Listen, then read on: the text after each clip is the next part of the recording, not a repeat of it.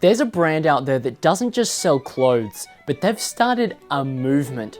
Their fans don't just buy their product, but they actually host events.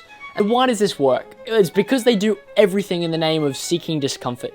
And the fans that host these events for them believe and resonate deeply with this idea. Their products just simply become the ticket to become a part of the community. If you want to be a part of the seekers of discomfort, then you wear the t-shirt. So what does this tell us? Successfully build a community and it will not only run itself, but also you will start a movement. Hi, I'm Elijah Delport, and I've created content for Champion, Culture Kings, and many other brands that you've probably heard of. Today, I'm taking that knowledge from my past life as a videographer and applying it to the streetwear brands of today and helping them turn an audience into a community. This video is part 3 of 5 where I'm sharing the exact structure that I've used and is going to help you do exactly that, build a community. And the big question is, why even care to build a community? Very simply, here's my business case. Customers in community become fans, F-A-N. F is for faithful, A is for advocate, and N is for nurtured. In other words, if you are able to successfully build a community, what you get is more customers that buy more times and stay for longer. The next question is, how do you actually do that? Well, since you've already defined what your community is going to be about, the reason why you're gathering people, and maybe even started gathering some of your audience, today we're going to be actually turning that audience into a community. So what are we going to be covering today? First of all, we're going to be defining the difference between an audience and a community. Many people say they have a community, but really it's just a large audience. Then we're going to be making sure that you are actually building a community and not just falling into the same trap as them. And then finally, we want to create a community that people want to be a part of. And I'm going to be breaking down some ways to do that. If you get to the end of today's video, I promise you'll walk away with the knowledge to be able to practically turn your audience into a community and your customers into fans, super fans that love what you're doing. And if that wasn't enough, at the end of this video, I have a personalized free gift for you to help you take your brand to the next level this year with the power of community. More on that in a few minutes. Let's get into how to turn your audience into a community. Step 1, pretty clear step. We got to define some key terms here. There are 2 main ones we're looking at. The word audience and community. These words have been thrown around a lot, but if we want to actually take these followers that if you've applied what we did in the last lesson where you started creating some value content, now you have your founding members or your followers that are really interested and resonate with the idea, the big idea behind your brand. How do we actually turn them in, or what are we turning them into is the question. And so I like to define it like this. Audience are mutual spectators. And here's an example for you. We all watch the Olympics. We can all watch it. You can be in Spain, I can be in Australia, someone else can be in America. We are all mutual spectators. We are all of the same audience. However, we are not a community until we start interacting and engaging with one another. So that comes to my definition of community. It's when there is interaction between the mutual spectators relevant to their common interest, belief, or value.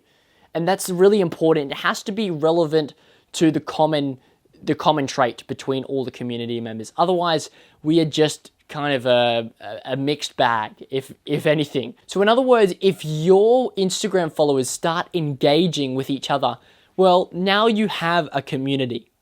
And without that, you just have an audience. I think understanding the difference between these two is really helpful to see a visual example.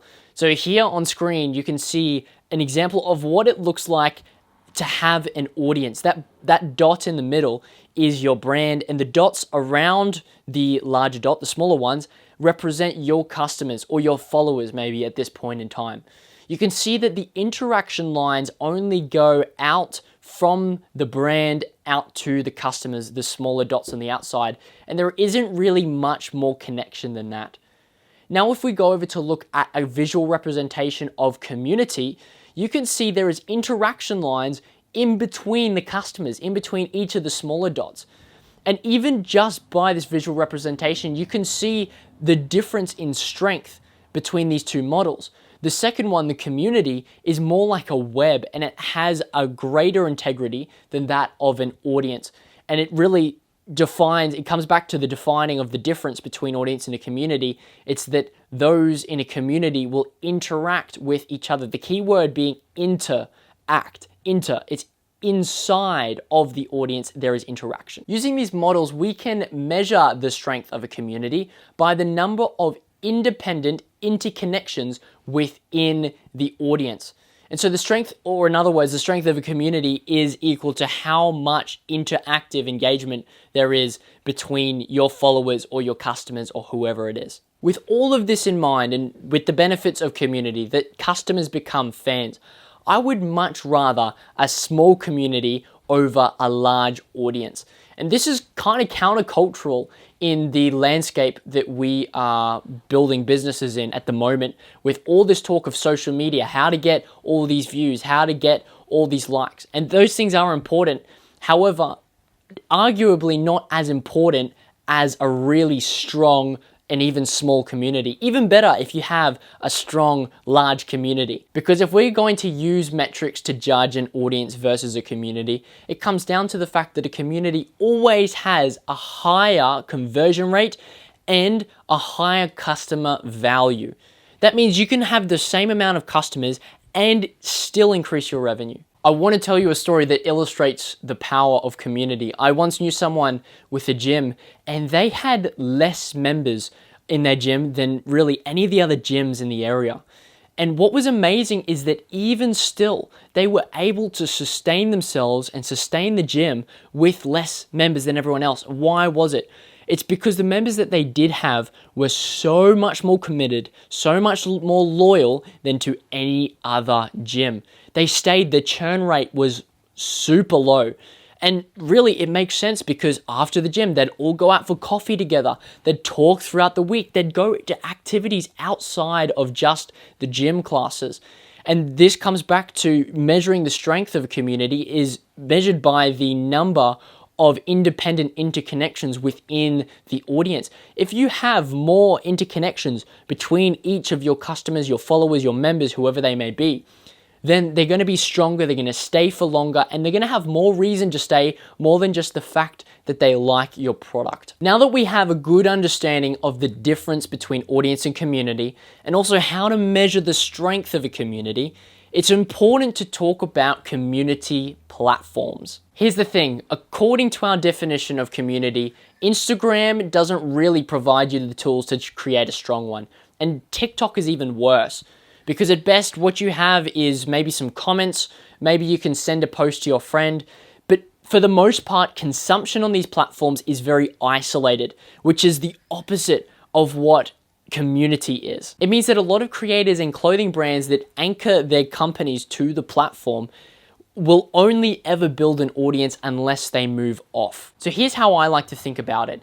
Instagram, TikTok, and whatever other short-form social media platform are lead generation devices. They're used for reach to bring awareness to people that have never heard about your clothing brand before. But the difference is in the goal. Our goal is very simply to get them off Instagram and TikTok and to another platform that supports better and more close interaction between followers and members of the common interest, which is of course going to be your brand. So let's talk about what platforms are out there that provide you with better community tools than Instagram and TikTok. There's three main ones that I want to be covering the pros and cons of. These aren't the only ones. However, these are some of the largest ones. They are Discord, School.com, and Facebook groups. Now you're gonna have to bear with me with this because this is quite a new and shocking strategy to the clothing and fashion industry. But I promise, again, if you implement these, you can expect great results, high conversion rates, high customer value, faithful, advocate, and nurtured customers that come back and buy again and again and again. That's the point of all of this, so please stick with it. First of all, there's Discord. It's widely used for gamers, however, it's kind of diversified in recent years to be a platform for communities of all different kinds. Let's talk about the pros and cons. First, the pros, it's free. You don't need to pay for it, not on a monthly basis, no startup fees. It's pretty good if you are a startup clothing brand. Another thing is that you can send messages, not posts. In this way, there's more close and interactive discussion than just, here's a post, you might leave a comment on it, but you don't really make lots of posts in a minute. Now let's talk about the cons. It's hard to qualify membership requests. What I mean by that is that anyone can simply join your community if they have a pulse. You're not able to request their email or SMS upon joining, and even worse, if they're a bot or if they have malicious intention, there's no way that you can judge kicking them out before they even enter and create some damage. And so that's kind of a problem with Discord. Another one is that you can't ask questions upon entering. There's no real easy way to do request form, which, as I mentioned earlier, would give you the ability to request their email and SMS upon entering. And we'll get to how you can use that in the next part of this series, about how you can monetize this community and use it to sell your clothing product. Next platform is Skool.com. Let's talk about the pros because it's got a lot going for them at the moment. First, gamification. This is a system that incentivizes people to interact and engage with the community with a level up system. If you get likes on a post you make, you level up. Very simple. And people want to interact because maybe you can even attach some rewards to it. And again, something else we'll speak about in the next lesson, in lesson 4. But this is a really great feature that increases engagement dramatically on your community. Another pro is the pairing with email marketing. It's that you can request that people enter their email and SMS before they join the community. It's like the submitting a request form. That's the thing that I was talking about that Discord doesn't have. And it's built in the email marketing system. So you can make a post on your community and switch on send email to members, and simply it'll go out to everyone's email in their inbox. It's built in, it's fantastic. Imagine what you can do for a pre-release if you have this function already built into your community. Lastly, it's the ability for live calls. Discord has this and so does Skool.com. It's just other ways that you can increase the interaction between the members. And that's what we're thinking about, strengthening the community by increasing the number of engagements and interactions between individuals. However, something you should know is that you do have to pay for Skool.com. At the moment, to host a community costs $100 per month. But considering some of the benefits that you get from community with higher conversion rates and increased customer loyalty, increased customer lifetime value, that should really be penny change. You should be weighing up the cost versus the reward if you do successfully implement something like this. Another con is that Skool.com is largely entrepreneur focused. This is okay if your big idea behind your brand is something to do with entrepreneurship, but if it's to do with environmental sustainability or with skateboarding or basketball or soccer or something along those lines, you might find it's not as useful. However, it's not that much of a big deal in my opinion. I think it's still good to look into Skool.com even if you aren't in the entrepreneurship niche. Finally, Facebook groups. Some of the pros of that, it's free, and secondly, you can ask for email and SMS before people enter. So you can make it a prerequisite for joining is that they have to also be a part of that marketing. Some of the cons are that there is no live call function. It's a real shame. It's what Discord and Skool.com have over Facebook groups. And another one is that there is an older audience attached, especially around streetwear. Usually there tends to be a younger audience with streetwear, and so you might not be able to captivate as many people with Facebook groups. Finally, there's a lack of chat category functionality. And what I mean by that is that you cannot label posts in an easy way under specific categories, like a general chat or a questions or an advice chat. And that's a real issue when you want to be, because I think chat categories are a way to incentivize engagement. When people see them there, they go, oh, they're there to be used.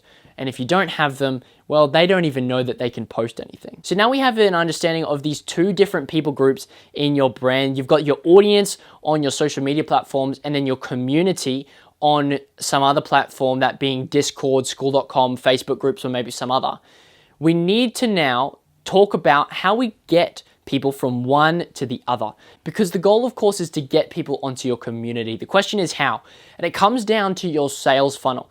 And the sales funnel is just how you get your customers from A to B, from stranger to buying customers, right? And so you can think about all of your Instagram or TikTok traffic as the strangers, the people that you're reaching out to that have never ever heard about your brand before. And you have one job and one job only. It's to pass those people on to your community. And this way you are funneling from those social media platforms to your community platform.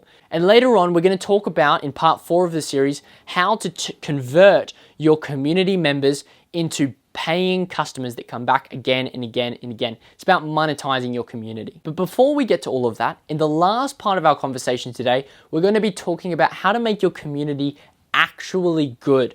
And it comes down to incentivizing engagement, because the truth is, no one wants to be a part of a dead community. The best example we got for this is group chats. We've all been a part of a group chat one time or another. And maybe it starts well, it's got some momentum, and then people start commenting, people start sending messages in it. Maybe it goes from once a day to once a week to once a month to twice a year to once a year. And you know, what happens then? Eventually, there is a last message that's sent, and the group chat just gets pushed down in the list of messages. You don't want this to happen to your community. And so this is why incentivizing engagement is super important, because you cannot do this all on your own either. Just like you cannot hold an entire group chat up on your shoulders, nor can you support an entire community's engagement on your own. So how do you actually get your community members, the people that have come from your Instagram, that believe in the message behind your brand, how do you get them to start engaging and making some posts in your community space? All right, so here are 2 practical things that you can do to create an engaged community. The first tip is very simple. Write text posts every single day. Because the truth is, you cannot expect others to engage in the community if you are not going to engage yourself. So there are 2 main types of posts that I've found helpful and that have really worked in the communities that I've started for myself and started for other clothing brands that you can use too. The first type is information or advice.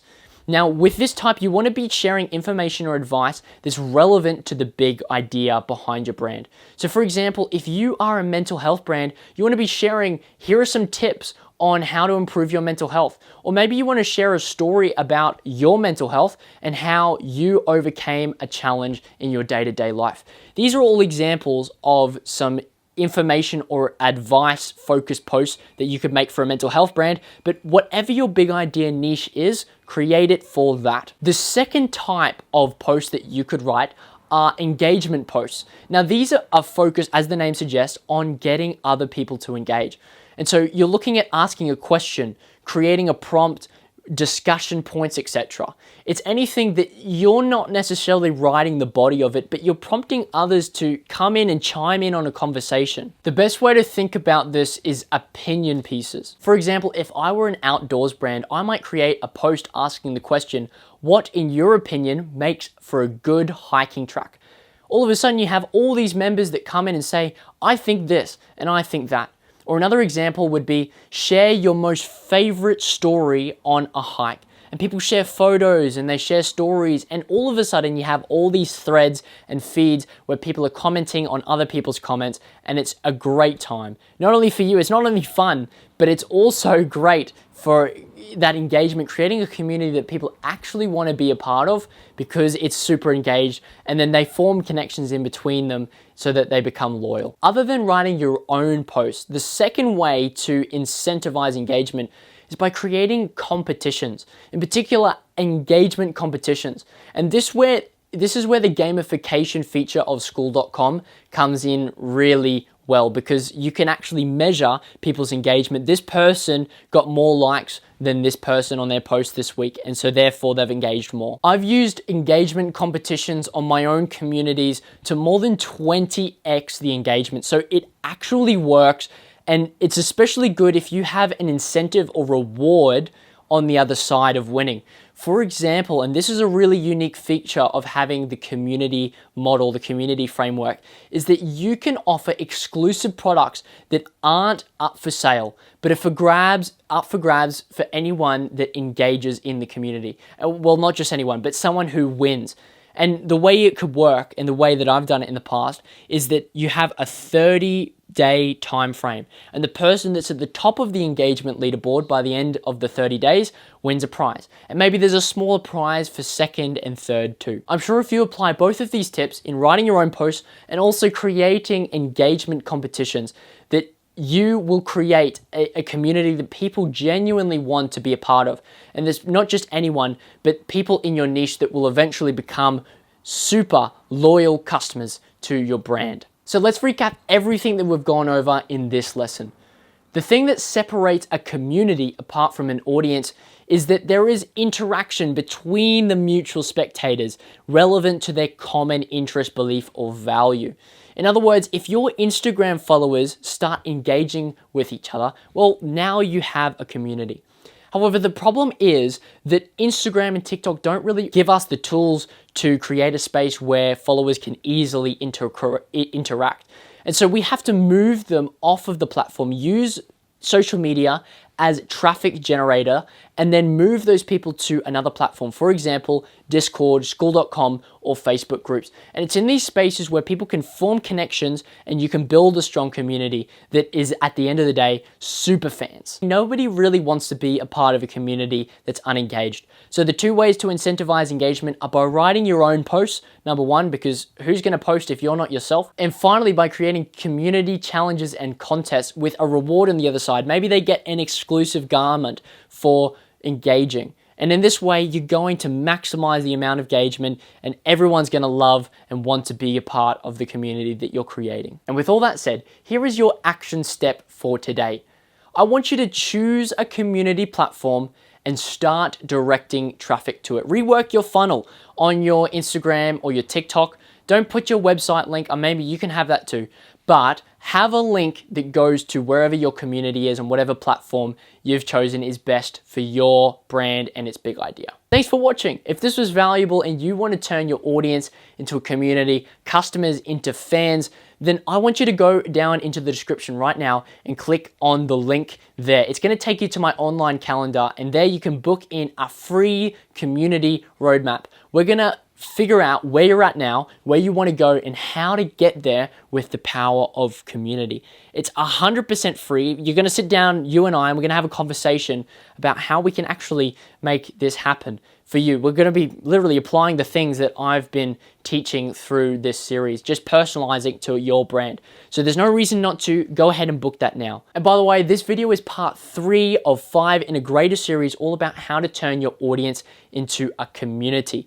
In part 4, I'm going to be sharing with you how to monetize the community platform you've just built and sell out in less time to more people than you ever have before. This is a real reality for the people that are able to successfully cultivate a community behind their brand, and it can be for you too. So please don't miss out on that episode. I'm Elijah. Thanks for watching, and I'll see you for the next lesson.